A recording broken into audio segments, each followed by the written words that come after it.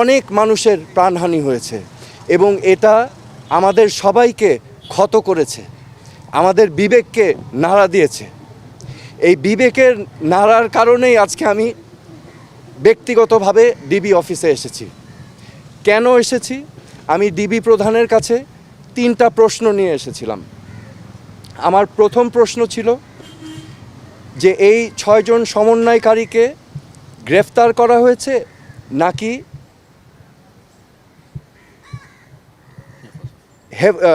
Safe কাস্টাডিতে নেওয়া হয়েছে।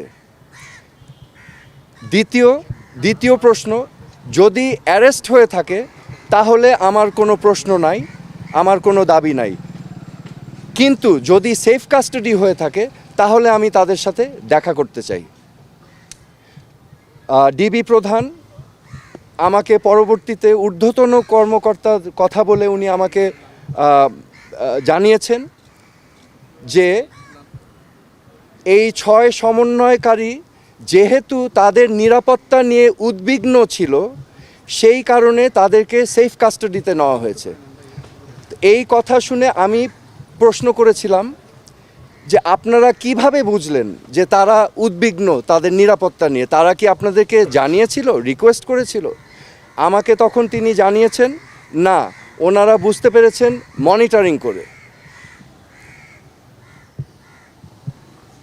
So যেহেতু তারা সেফ কাস্টাডিতে, আমি তখন রিকোয়েস্ট করলাম আমি তাদের সাথে দেখা করতে চাই।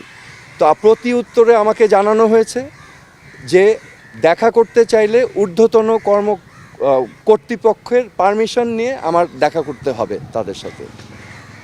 আমার তৃতীয় প্রশ্ন ছিল তাদেরকে কখন সেফ কাস্টাডি থেকে মুক্তি দেওয়া হবে। এই প্রশ্নের জবাবে তিনি বলেছেন যে ঊর্ধ্বতন কর্তৃপক্ষ যখন ওনাকে নির্দেশনা দিবেন তখনই ওনাদেরকে ছেড়ে দেওয়া হবে। সো আমার প্রশ্ন এখন, সেফ কাস্টাডি আমার জানা মতে একজন নাগরিক যদি রিকোয়েস্ট করে তাহলে সেফ কাস্টাডিতে নেওয়া যেতে পারে, কিন্তু রিকোয়েস্টের বাইরে যদি কাউকে সেফ কাস্টাডিতে নেওয়া হয়, এটা কি আসলে সেফ কাস্টাডি না এটা অ্যারেস্ট? তো এটা হচ্ছে আমার প্রশ্ন। এখানে আমি আপনাদের সম্মুখে স্পষ্টভাবে বলতে চাই, এই ছাত্র আন্দোলন, কোটা সংস্কার আন্দোলন নিয়ে যে সকল ক্ষয়ক্ষতি হয়েছে, ক্ষয়ক্ষতি কিছুই না। ক্ষয়ক্ষতি কেন কিছু না? এই ক্ষয়ক্ষতি যেই সম্পদের ধ্বংস হয়েছে সেগুলো তো জনগণের ট্যাক্স দিয়েই করা হয়েছে। এগুলো জনগণের সম্পদ, এগুলো হয়তো ভবিষ্যতে আমরাই আবার গড়ে নিব, কিন্তু একটি প্রাণ যেটা আমরা হারিয়েছি, একটি প্রাণও কি আমরা ফেরত পাবো? এই প্রাণ কি ফিরে আসবে? আমাদের মনে রাখতে হবে মুখ্য জিনিসটা কি, প্রাণের মূল্য কিন্তু কোটি কোটি কোটি কোটি কোটি টাকার থেকেও অনেক বেশি।